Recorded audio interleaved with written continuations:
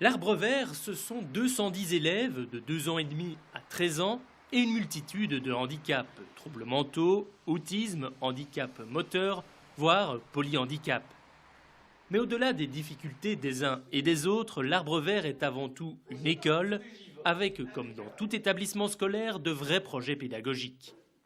L'enseignement spécialisé poursuit aussi, comme dans l'ordinaire, des compétences qui sont régies par le socle de compétences. Le socle de compétences appartient aussi bien à l'enseignement ordinaire qu'à l'enseignement spécialisé. Bien sûr, il est abordé de manière différente, mais les bases légales, on doit les suivre aussi bien dans l'enseignement spécialisé que dans l'enseignement ordinaire. Une école comme une autre, mais avec des méthodes adaptées, comme dans cette classe pour enfants autistes ou atteints de troubles du comportement. Ici, chacun a son espace adapté à ses difficultés, avec comme objectif de favoriser l'autonomie et la réussite. Chaque enfant a sa propre table avec une étagère sur laquelle sont proposées différentes activités. Les activités qui se trouvent dans les bacs sont des activités qui sont propres à chaque enfant. Donc les activités de l'un ne sont pas les activités de l'autre. Pourquoi ? Parce que l'enseignement spécialisé est un enseignement tout à fait individualisé. Donc c'est-à-dire qu'on travaille en fonction des besoins. Donc vous avez des enfants qui sont peut-être un petit peu plus forts, je vais dire soit en français, en écriture, en mathématiques, et d'autres pas. Donc ça, les activités proposées sont tout à fait spécifiques à l'enfant. Des classes adaptées et des méthodes particulières, mais aussi, comme ici, des espaces où l'atmosphère très différente de celle d'une classe permet de développer l'essence des plus petits.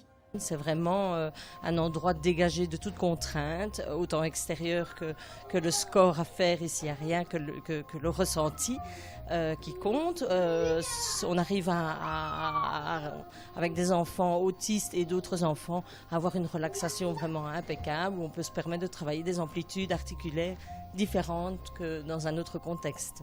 Éveil des sens, sociabilisation, travail adapté en classe, des méthodes qui portent leurs fruits, avec pour certains l'aboutissement que constitue le passage dans une classe où les différences avec l'enseignement ordinaire sont presque imperceptibles. Ils sont arrivés ici petits, ils ont bien évolué et c'est un petit peu la classe terminale entre guillemets. Ils sont des enfants qui sont très intéressés. Donc comme le professeur de gym avait trouvé une fouine, on a parlé de la fouine et tout de suite ils ont voulu l'observer et ils sont allés voir sur internet dans le dictionnaire. La différence par rapport à un enseignement ordinaire, c'est que la classe est déjà plus petite. Il n'y a que 8 élèves maximum. On dispose de beaucoup de moyens. Nous travaillons souvent à 2 dans la classe, l'instituteur, le logopède. Il y a la participation d'un kiné également dans la classe. Donc on a une aide supérieure à l'enseignement ordinaire. Moins d'élèves, plus de personnel. Mais tout cet encadrement a un coût et le combat pour bénéficier des moyens suffisants tant humains que matériels est permanent, d'autant que la demande est toujours plus grande, notamment pour accueillir des enfants français qui au sein de l'Hexagone ne sont pas considérés comme des élèves mais comme des malades. Mais faute de place, la direction a dû se résoudre à réduire la part des enfants français au sein de son établissement. La population au départ, en 2001, elle était de la moitié. Ici, maintenant, elle est d'un tiers, même un peu moins. Mais parce que la demande aussi des enfants belges est aussi importante chez nous et que c'est vrai que je favorise les places pour les petits Belges.